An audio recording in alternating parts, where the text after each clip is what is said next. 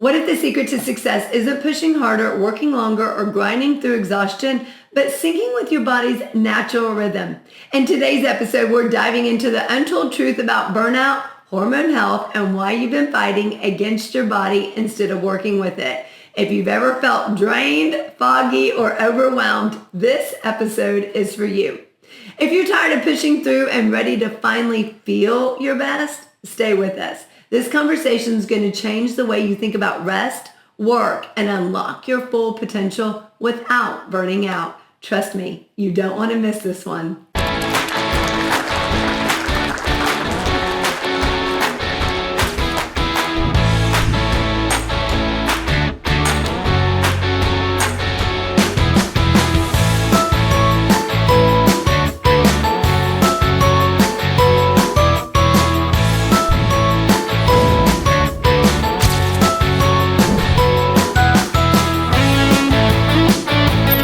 What if burnout isn't just about stress, but about your biology? What if your body's been trying to scream at you through fatigue, pain, and brain fog, and you've been told just to push through? Welcome to the Say Yes experience. Hi, I'm Jessica Rector. If this is your first time here, welcome. And if you've been here before, welcome back, friend. Today's guest is here to flip the script. Dr. Raquelle Rockie Felder is a doctor of physical therapy, a wellness educator, and breathwork facilitator. From hormone health to breathwork, from cycle syncing to nervous system regulation, she's here to help you finally feel better in your body, take back your energy, and show up powerfully in your life again. We're talking about the truth around burnout, what perimenopausal really looks like, why rest is not a reward, and how syncing with your cycle could be the biggest productivity hack you've never been taught. This is more than a wellness chat, friend. This is a wake-up call your body's been waiting for. So if you're tired, wired, and wondering why the grind isn't working anymore, hit play. You shouldn't be grinding that hard anyways. Dr. Rockie's got the answers, and they might just change your life. Subscribe on YouTube, Apple, or Spotify, wherever you get your podcasts, and be ready for your mind to be blown. Please help me welcome to the show, Dr. Rockie. Thanks so much for being here, Dr. Rockie. Thanks, Jessica. So tell me, can syncing your cycle make you more productive, or is that just hype? That's a great question.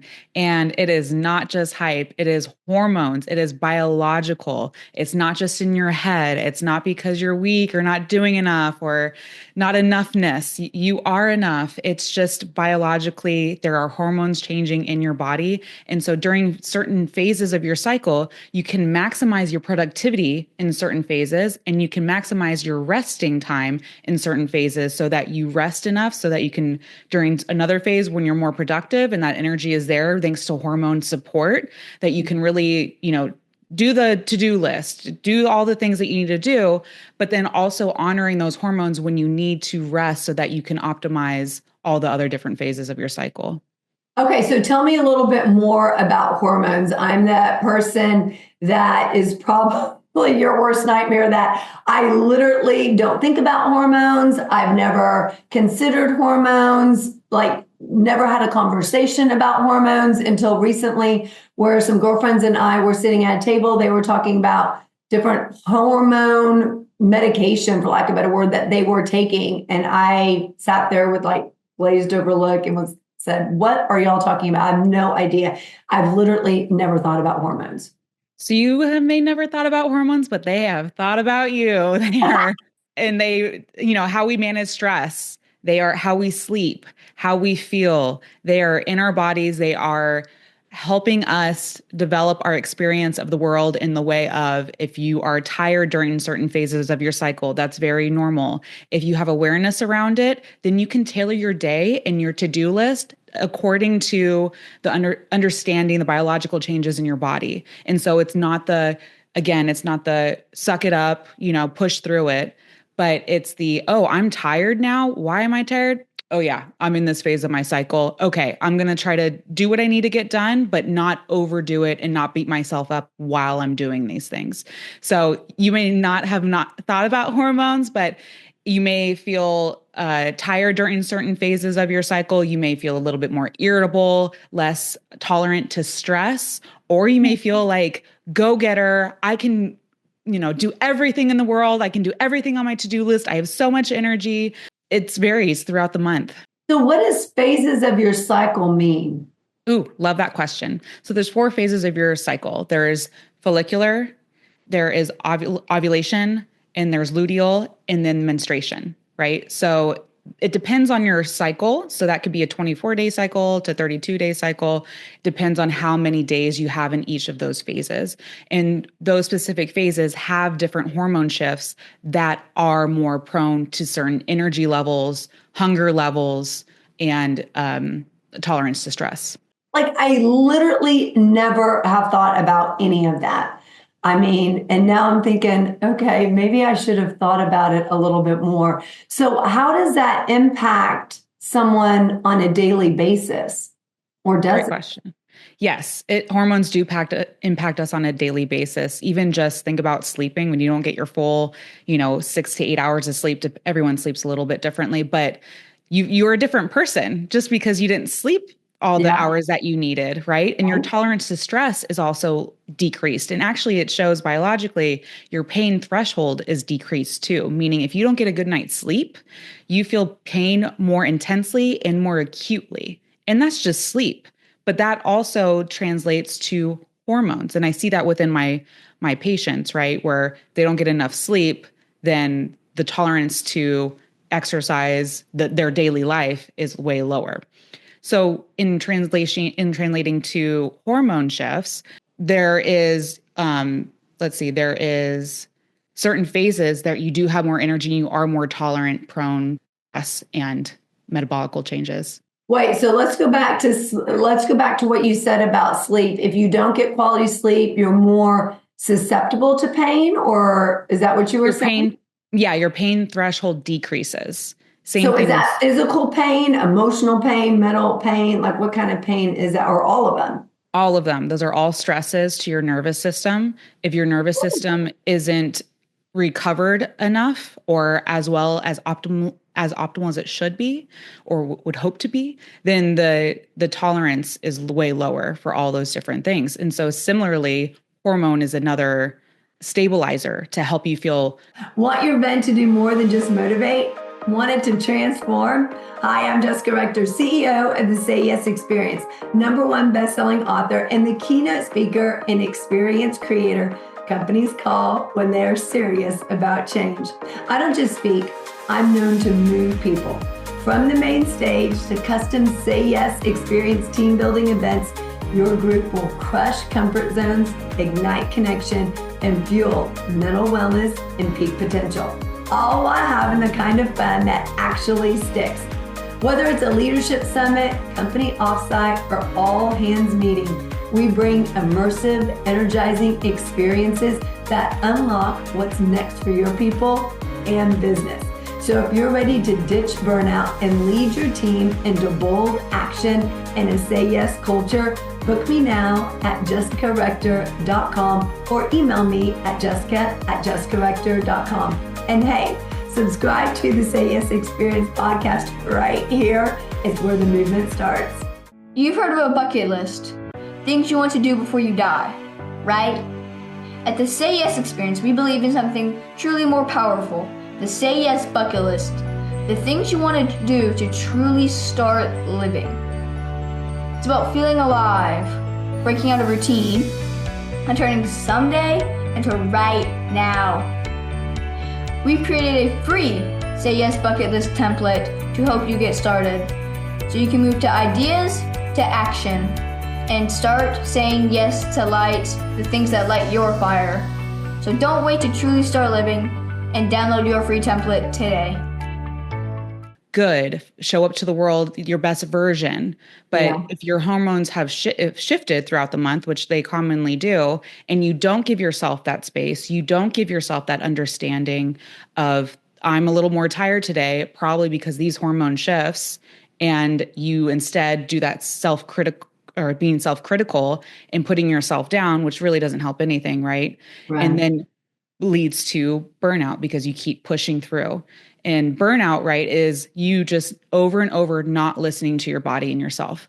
And eventually it's your body's like, I'm done. And that could be emotional burnout, physical burnout. There's so many different ways that that can manifest. It can manifest in illness. So you've heard those people who they're stressed, go, go, go. Then they get sick and that's the only time they rest. Yeah. Right. So how do you know? I mean, as I'm sitting there listening to that, how do I know if somebody else is saying, "Oh, I'm tired today," or they're grouchy because they say it's that time of the month? How do you know if that's really the truth or if that's just an excuse? Because quite frankly, until we're now having this conversation, up until this point, I've always thought that that was just people giving an excuse. Like, it's my time of month, so that's just a blanket statement that they can be rude if they want, that they can be lazy if they want, and they just put it as a blanket statement because, it's that time. I love that you ask these questions because these are all questions and narratives are in our head, right? This is what we think. Oh, you're just making an excuse so you can be grumpy. No, you can't. We could use that excuse. I could be grumpy because I had a bad childhood. I could be grumpy because it's not sunny outside. It's gloomy. So I'm going to be grumpy. No, you are not a victim. You're not a victim of your hormones. You are not a victim of your circumstances. You don't play that. It's not allowed to play that card, but it's awareness about what you're feeling and biological changes. So it's more shifting from victimhood to an awareness and an understanding and acceptance. And also it helps in relationships. My own partnership, I say, hey, I'm in luteal phase. I'm really tired. I don't feel like socializing as much today. My boyfriend is aware and knows, okay, she needs a little bit more of her space today. So it's not an excuse for me to be. I can just imagine saying that to my son. By the way, I'm in this phase, and he'd be like, "What are you talking about, Mom?" Well, it's changing that dialogue and that education and awareness, right? And that's the whole point of wanting to talk about this more, is getting past those narratives and those thoughts of, us women should just suck it up and be just like men. Biologically and physiologically, we're not like men. And that is okay. And that we need to honor that. And again, I fully agree, not use it as a victimhood or that I get to be a negative person or I get to be a lower self. No, it's just awareness and understanding and giving people an opportunity to help support you during these phases rather than you hold it in, you push through it, and then you're set off. Yeah. And you don't even know why you're set off. And there was no awareness around it that could prevent even that from happening and causing fractions in your relationships. So how do you know what phase you're in? So you can track your menstruation using tons of apps, of course. And it is a little easier if you're not on birth control because sometimes that can change depending on what birth control and the individual. But you can download an app and then just track when you're on your periods. The app will tell you how many days in your cycle you have. It will tell you which phase you're on or in. And then it'll also give you, there's one app I use called Lively. It gives you suggestions on what you should eat, how you can nourish your body better during different phases, what movement, right? So in my world, training, healing, physiological performance, I can help tailor that specifically to women of like, okay, this is the phase that maybe going for a walk rather than a high intensity interval training. And that is good because then you can recover during this phase. So then when another phase comes around, biologically, we can do that high intensity training. We can get those strength gains and even more efficiently and without burning yourself out.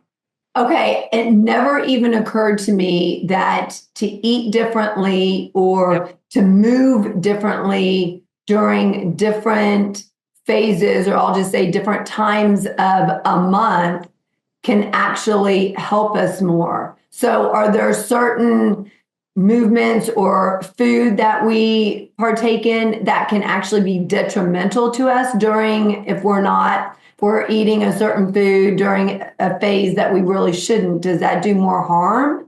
Or that doesn't matter at all? It does matter to support your hormones. And it all depends on your goals, right? And where everyone's a little bit different with their situation. For example, there's a lot of research showing that alcohol causes inflammation.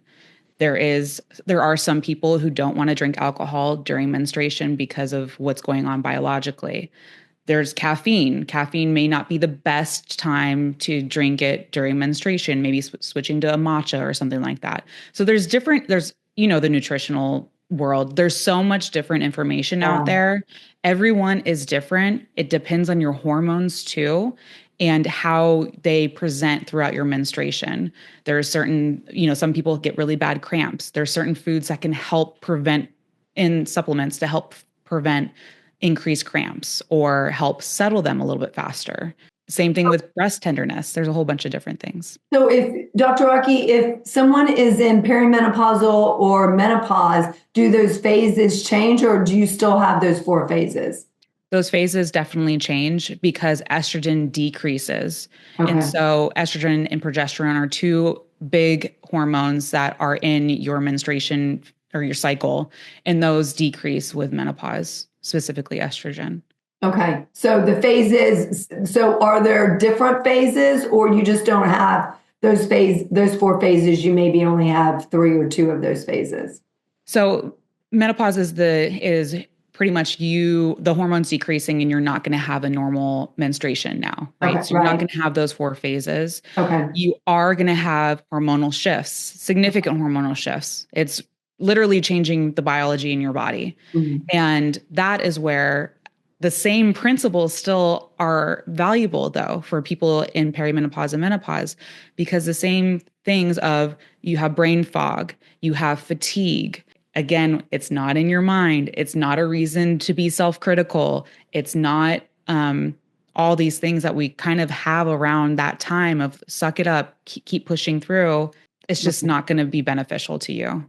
Well, and I definitely found out firsthand that after I had my son, brain fog was a real thing. There would be things that was never an issue with me remembering things beforehand. And then I couldn't remember things. I was kind of just going through the motion. So I definitely understand how brain fog is a real thing. So tell me what some of the silent symptoms of hormone imbalance are, things that maybe even doctors miss. That's a really good question. So hormone imbalance is a little bit different than the hormone shifts. Do you mean hormone imbalance with menopause or hormone shifting? No, hormone imbalance with menopause. Okay. Menopause is the shifting of hormones, right? And so if your hormones are imbalanced, then I would recommend definitely, or you're saying, if you have symptoms, then definitely check your hormones. Okay. And I think it's just good to do throughout like our life to see your baseline, to see where you're at, possibly do hormone replacement therapy if you feel like you want to do that.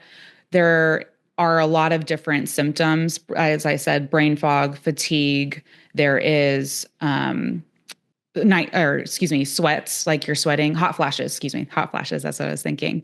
But that doesn't really mean that there's an imbalance. That just means that there's a transition happening. And you can there are certain ways that you can help support your body and the transition of your hormones with nutrition, supplements, things like that, which I would definitely have someone to help coach you through. It is challenging to do it by yourself unless you're really great at research and all those things. But there's tons of resources out there to help navigate through your body through that transition. Not just, oh, I just have the hot flashes. Oh, I just have brain fog. Which is part of it. I understand. But so is the 4 phases of your cycle. There's ways that you can support your body to help with the transition. So when my friends were talking about all these medication shots, things like that they were taking, is that pretty normal for people in perimenopausal? Is it normal for people? And I say normal, meaning a lot of people are doing it to get their hormones balanced again, because it never even occurred to me to even go get my hormones checked. There's been a few years now that hormone replacement was seen as something negative and possibly the cause of cancer. However, that research has since been shown that it was not actually valid. And so now there's more on the rise in our society with hormone replacement coming back into practice. And so it depends on what you want for your own body, right? We all can make that decision. And that's why educating yourself on hormone replacement for perimenopause and menopausal, if that's the route you want to go down. And it sounds like that's what your friends were doing. Well, I hadn't even thought of it because I wasn't sure what leads someone to even think about doing that. Because, we hear about hot flashes, we hear about going through the change and all this and the symptoms that come with it. So I just thought, okay, that's just part of life. It never even occurred to me that maybe I need to go get my hormones checked. What is the benefit, no matter if you're going through perimenopausal or even in your 30s, what's the benefit of getting your hormones checked? Why should someone do it? Just to make sure that they're at appropriate levels, because our hormones, again, are helpful in so many different areas of our life, with sleep, with digestion, with irritability, our mood and things like that. So if you want to show up to life fully, or like make sure that your hormones are balanced so that you can not be grumpy all the time, it's a great way to start. Also, in hormone imbalances do cause chronic illness if they continue to be imbalanced. Fatigue is a big thing that shows with hormone imbalance as well. So if we want to not be fatigued all the time, that's a great way to see if there's an underlying issue there. This is such a great conversation to have, because I don't think women start talking about this stuff early enough, or even if they think about it, they may hide from it, scared of telling their friends about it. What are their friends going to think? And having these type of conversations just make us more aware, which is probably why I never thought about it, because I was never having these type of conversations with anyone. So it never even, came into my mind of something that I needed to have checked, unless there's a clear symptom that something's wrong. I would think, why would I go to the doctor just to have my hormones checked? Right. Well, there is more increased research. So specifically to women, specifically to menopause. So for the last, 10, 20 years, you're right. No one has been talking about it. There's been no research on it. But we are, again, so biologically and physiologically different than men. And women have not received the research on their anatomy and their body. We are not men. The Say Yes experience is the movement that helps you adapt to change, enhance mental wellness, and stretch into what's possible. We tailor every experience to your specific challenges and goals, whether that's preventing burnout, building resilience, or creating a culture of bold action and connection. Whether it's a getaway with your friends or creating something for small teams to an entire organization, this is where transformation begins. Say yes to growth. Say yes to a custom experience designed just for you. Let's build and develop your own Say Yes experience at jessicarector.com. Wish you could hit pause, catch a breath, and leave the rat race behind for a while? You can. Come check out Breakspace, a global community where mid-career professionals just like you are creating life-changing breaks every day. Founded by two leading break experts, this one-of-a-kind resource is your go-to for all things career break. With hands-on coaching, dynamic courses, and genuine connection, you don't have to go at it alone. Visit gobreakspace.com to learn more and join today. Bottom line. And that is, again, okay. It's not weak. It's not wrong. It's not anything. It's just different. And so I'm happy that we're having these conversations. I'm happy that you're open to these conversations because again, like you said, there is so much narrative. There's so much, what are people going to think? They're going to think I'm making an excuse. They're going to think I'm weak, all these things. And it's not. And I've had my own journey of navigating through that and learning about my body and what symptoms I have. And, I didn't even notice that was a symptom, and like having awareness around it. Yeah. Where, that's why I'm so tired during that week. Oh, that's why I'm so hungry during that week. Okay, well then I'm going to feed myself because that's what my body's saying. Not I'm going to get fat because now I'm eating too much, those things like that. So you can. Well, how do you know the difference between eating because your body's hungry, because you're in a phase, versus eating because it's an addiction or your comfort food? Yeah. So that's all awareness, right? So if there's an emotional tie, that's a whole nother conversation. But for an example, you know your body more than anyone. So if you feel like there's an addiction associated with it, then that's a little bit different and may need some help. But if you feel like I really want rice tonight for whatever reason, and it doesn't happen all the time, and there's not like an emotional tie Yeah. to it, it's just a Tuesday and I want some rice. I'm going to go eat some rice. I'm going to be okay with like maybe a cup or two of rice and not, oh my God, it's carbs. So It's so funny when you're saying that. I'm like, gosh, I've never craved rice. Never craved rice. Now, if she gave an example of cookies or ice cream or something, I could relate. But rice, I've never. I have those cravings too. And sometimes it is specifically related to my hormones needing more calories. You actually do need more calories during menstruation, like 200 to 300, I believe, on extra because of all the physiological demands that it's happening in your body during that time. So we have those cravings like cookies or ice cream because our body wants quick calories to do what it needs to do. But do I want cookies and rice cookies and rice, cookies and ice cream every day? No, I honestly don't have that need. And so if you listen to your body cues and are aware of your body sensations, then it's a little easier to navigate. So, do you crave rice? Yeah, I do. Sometimes I do. Not all the time. It's so interesting. Or sometimes like, I really want lentils. Okay, I'm going to eat lentils.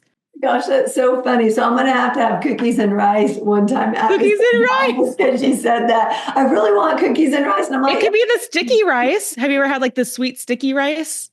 I have, yes. There we go. So maybe I'll have a chocolate chip cookie with some sticky rice on top. There you go. Just to see what it tastes like, just to see if it, calms any craving I might have. And it might give you that extra calorie that you needed and might help with brain fog. You never know. Oh my gosh, that was so funny. That's why I was like, I wonder if she craves rice because like that's a little Freudian slip right there, cookies and rice. Cookies and rice. So we're, as a society here in the States, we're obsessed with peak performance, going, that hustle mentality, doing. What do you feel is that secret weapon that we might be overlooking? Do you think it might be rest? Yes. And so I think there's more conversation around that because we are running ourselves into the ground, which causes chronic inflammation because of stress, which chronic inflammation leads to chronic illness. And so is that hustle really all worth it if in the end we're just leading to chronic inflammation, autoimmune diseases, things like that? And I think it's not listening to our body. There are symptoms, there are signals. Awareness is the first step of your body, of yourself, of your hormones, things like that. And I personally think for women, optimizing your hormones is the secret sauce. Our society is not set up for the different phases because our society is not set up for women, to be honest. And so, but if we're able to really optimize our certain phases, so if we're follicular is that phase where you feel like go, do. So I will wait for specific tasks where I need a lot of energy and like just kind of that hustle energy, like go for it. I'll wait for that phase to really just help my energy, put all my energy into those specific tasks. And then if I need a little bit more rest, and with rest comes more creativity because you're able to pause, you're able to have a little bit more space. You're not do. You're just being, these ideas just come in. During that phase of my cycle, I'll have myself or allow myself a little more pause and rest and maybe create a new program, maybe help a client or a patient with a different exercise or a different way of thinking or perspective. And then when I go to the other phase where I'm the do, go, I can like do those tasks around that creative thought that I had. And now I'm going to make an Instagram post about it. Now I'm going to shoot out my newsletter. Now I'm going to do those specific tasks, all because of that inspiration I had from that time of rest. Now, that's hard to do in our current society, but if we're able to do that with ourselves and try to have a little bit more control in some sense over our schedules and tasks, then that is where we can optimize the different phases as a woman. Now, something hit me right when you were saying that is I always think, okay, maybe I'm just not in the mood to do X. Why? I'm just not in the mood to write a newsletter this week or a blog post, or I'm just not in the mood today to go. Something happened. It's impacting my mental health. I never drew the connection until you were just saying that maybe it has to do with the phase of the month I'm in. So how do we differentiate between not being quote unquote in the mood to do something, or if it's really the phase we're in and it's our hormones? So that's where tracking your hormones, or excuse me, tracking your cycle is really helpful, because it just does, again, it's not the victimhood. It's just like, sometimes I'll be a little bit more on edge, or like I will be a little more tired, and I'm like, oh, I'll look at my app. Oh yeah. I mean, that makes a little bit more sense. Not because I'm a victim of that phase, but like, okay, it's not because I need to break up with my boyfriend and I hate my life. It's, I don't get to that phase, but it's because, oh, it's just a hormonal shift. Okay, I'm going to give myself a little bit more love today, and it's going to pass in a few days. And so is there an app that shares the 4 phases that will literally track those phases and call those phases what it is? Yep. Mm-hmm. Okay, there's multiple apps. Earlier? Yep. There's Lively, and I've used Flow. Right now I'm using Lively. Okay. And they both give you the actual phase name and how to track it. Yeah, okay. Lively specifically gives you what foods to help support you, what movement to help support, and what kind of exercises and things like that. Oh, I love that. Now, we've been talking about the personal life side of it. Is there a way for companies, organizations to shift the conversation around hormones, burnout, rest, all that kind of stuff? Or is that just too personal for them to get into? I would love that shift to happen in our society. Again, there's a lot of narrative and education that we have to change, not just in women, but in men specifically. I think it's great when men support, their women or their coworkers or their employees.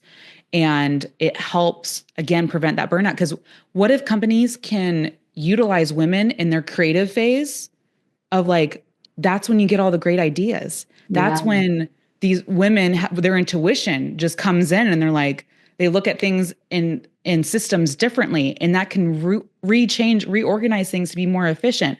But they can never be in that phase because we're telling them to do, go, suck, or suck it up. So, but that's why I think organizations we are just like a untouched weapon in a way, like that could really help our society. But yeah, so I think there's a lot of work that needs to be done around that. But if we are able to harness that, it's going to be helpful, not just to women, but all organizations. Yes. But it's also going to kind of be that touchy conversation when you start talking about hormones and stuff like that. How is it going to be received? And there's got to be a way for organizations to do it where it's where the employees, leaders, everyone receives it the way it's intended. And because it doesn't just help the organization, it helps the employees as well, right? Yeah. And have that open dialogue and communication around it. And I'm sure the employees want it so they feel seen and heard and not just expected to work, go. And I think the best option to go in that direction, not only is education important and awareness, but women's groups. Women's groups would be a great thing. We talk about it with our friends. You found this information out specifically with exposure from your friends. And it's not going to be great, honestly, coming from a man. It's because they don't understand. And so I think a woman group would be like the first step. Not only would someone need to educate themselves, and maybe in the women's group that's what they would accomplish as well, and have awareness of their own body systems and signals. And journaling about these signals is also very helpful to have awareness. But having other women like, oh, you go through that too? I don't know how many conversations I've had of like, oh, you go through that too? Yeah, I do too. Oh, this is what we can do about it. We're so isolated. It's like we don't need to be. And we also think that, gosh, who can I talk to with about something so personal? Thinking that we're the only ones that go through it, and we're not. Like, every woman goes through these same things. So let's shift gears here for just a minute, and let's talk about the nervous system. Is there a powerful way to regulate it, and do we need to regulate it? Yes, we 100% need to regulate it. We are in a society where it's constant stress. It's minimal stress in a way, but it's constantly there. So many tasks, so much expectation, and it is important again that will help. There's a tie with the body, with nervous system regulation, with hormones. They all matter, right? It's all connected. Mm-hmm. So regulating your nervous system is also really helpful, especially menopause, everyone who has a nervous system, but with women, perimenopause, menopausal, because you are going through that transition, those hormone shifts, helping regulate and support your nervous system is also beneficial. I use breath work is a really great tool for that specific population, but then also taking a pause during the day and just breathing, getting back in our bodies. We're constantly in here, and understandably we need to be, but we got a whole body we got to focus on too. And like I said before, it will take us only so far, and it will stop. And it stops in different ways, in illness and mental health breaks. I know there's a whole bunch of other things related to that, mental breakdown sometimes too. So it's not getting to that level or that burnout, because we're actually listening to our signals now, taking care of ourselves now, so we prevent that burnout. And I love it because, one of the things that we don't think about when we feel stressed is our breathing. We tend to take shallow, quick, short breaths, right? And we need those long, deep All breaths in here to help regulate things, get us back to feeling normal again. But the stress gets to us, we're like, and when we just stop and pause and then focus just on our breathing, that can make all the difference. Clear our mind, help us relax and calm. It changes everything, not just in how we feel, but also how we react to something versus respond to something. The next action we choose to take, it literally can change the trajectory of our lives, but people often don't even think about it. Totally. It changes perception. Sometimes when you're in a very stressful state, you're in the sympathetic state. Hey, I'm Blaze, and the CS experience was my idea. I created it to help my mom, Jessica Rector. When she was traveling and keynote speaking a lot and on the verge of burnout, I wanted her to say yes to herself, to joy, and to what's possible. What started out with me helping her find a new ice cream around town had turned into a movement. So together we wrote this book, The Say Yes Experience, with 52 powerful tips to help you prevent burnout, strengthen your mental health, and live intentionally. Step outside your comfort zone. One tip, one small shift, one big impact. Ready to say yes to a better you? Grab the Say Yes experience at justcorrector.com/store. Burnout isn't just exhaustion, it's a warning sign that something needs to change. 90% of the workforce has been in burnout in the last year alone, according to Gallup, and it's not going away anytime soon. It's even impacting the home life, but it doesn't have to be that way. In my powerful book, Blaze Your Brain to Extinguish Burnout, 52 Keys to Prevent, Breakthrough, and Beat Burnout, I show you how to take back control, reignite your energy, and transform overwhelm into opportunity. Backed by research and real-life strategies, this isn't just another self-help book. It's your guide to lasting change, mental wellness, and saying yes to the life you deserve.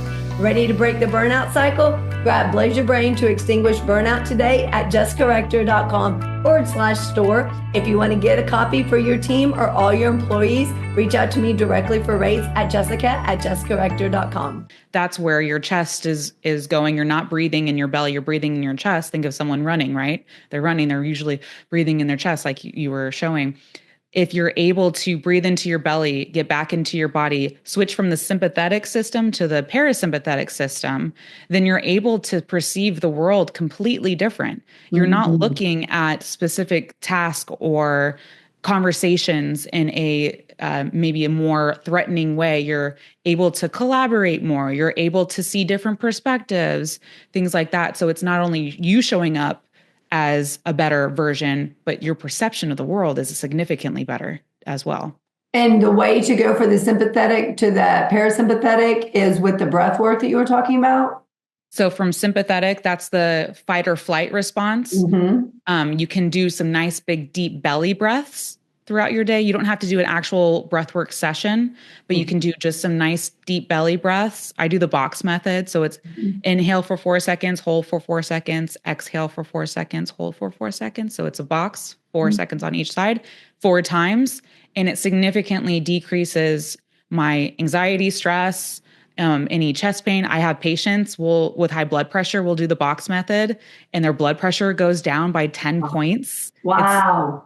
They don't believe it until they do it. And they're like, wow, it actually helps. So when you have high blood pressure, because you're talking about your ex-wife, you can do these box belly breathing and it helps. So it does. That's one of the things that I teach in our keynote sessions is the box breathing. And good. Yeah. People don't believe it as well. And I say, the longer you do it, the more power it has. Yes. It actually is shown to enhance critical thinking and decision-making skills. Exactly. But if you say you have no time in the day, even if you're going to the bathroom, like do it on the walk you can always make a few minutes in your day for something like that. That's going to really make such a huge impact in your day. And like you said, to your nervous system as well. So if somebody is listening, they're feeling exhausted, out of alignment, disconnected, whether it's with people at home or in their work and in their environment, what do you feel is the first step that they can really take or should take to make a difference in their life and help them move forward? Awareness of their body. I think that's a common theme in this conversation of, how do I know what to eat? How do I know I'm not just, saying that during that phase I'm being grumpy? It's awareness of yourself. It's awareness of your body. You know your body more than anyone. And I think that's something in the medical system that needs to be preached over and over, is that you know your body more than anyone. And that is your responsibility as well, to know your body, know your signals, feel in your body, get out of the head a little bit, get back into the heart, into your body, feel through it and understand yourself. Our prefrontal cortex, which is the front portion of our brain, over time is the last thing to develop, in a sense, where our body and our sensations and our nervous system have been here for thousands and thousands of years, right? Through human development, human evolution. It was really only more recently compared to humanity that our prefrontal cortex has been developed. And that's what we use with tasks and executive functioning and decision-making. But if we're able to remember those parts of our body that are very wise because they've been evolutionally around longer, then we're able to walk through our day and our life with a little bit more wholeness and intuition and wisdom about our lives, why we're here, and experiencing life just so much more than just up here. Yeah, and I don't think people are in their body enough. And especially the older we get, even if you were at one time when you were younger paying attention to your body, and if you don't continue to do that, you stay too much in your brain. And then when certain signs come up in your body, you start ignoring it. And that could happen. And then lead you down where people are sicker than they need to be because they just overlook the signs and the symptoms in their body. And they think, no, it's not that. And again, they're too in their heads and they're not really listening to what their body is doing. So the impact that can change everything for us. And so if you do have a sensation or a symptom and you feel into it, you try to, get resources around it and educate yourself about it. And like, why do I possibly have this? Maybe go get your hormones checked to see if there's an underlying issue.